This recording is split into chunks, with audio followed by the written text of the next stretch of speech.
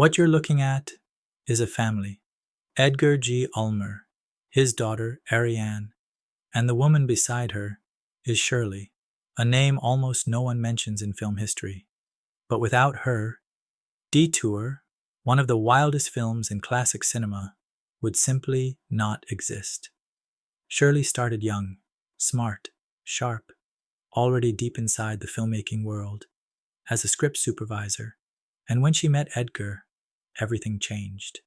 It wasn't a simple romance, it was a scandal.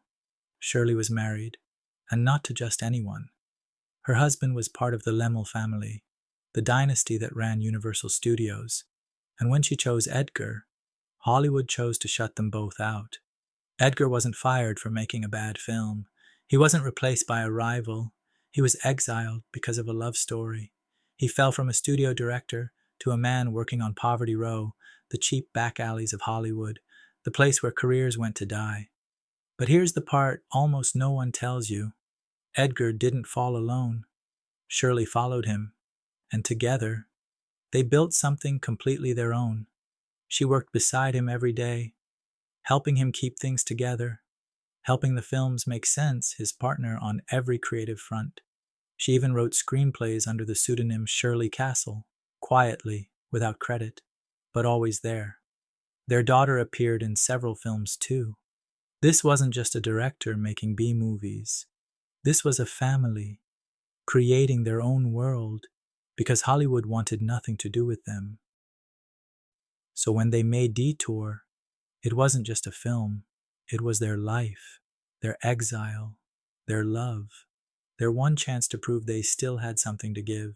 They shot it fast, cheap, with almost nothing to work with, just talent, instinct, and a stubborn devotion that only comes from being pushed out of every respectable door, and somehow that pressure created something legendary. Today, Detour is considered one of the greatest films ever made on a shoestring budget, a masterpiece born from desperation and courage, a film so raw it still feels dangerous. But here's the truth.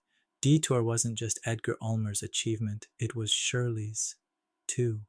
Her fingerprints aren't listed anywhere. Her name isn't on the screen. Most people never even hear about her.